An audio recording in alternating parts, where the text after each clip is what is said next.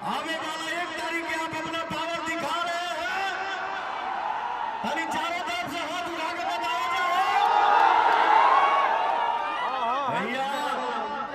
मैं इतना जानता हूं, मुझे पूर्ण भरोसा है कि जिस लड़के के ऊपर बड़े बुजुर्ग का आशीर्वाद हो, माता पिता का आशीर्वाद हो और हमारे नौजवान भाइयों का साथ हो, उस इंसान को दुनिया की कोई शक्ति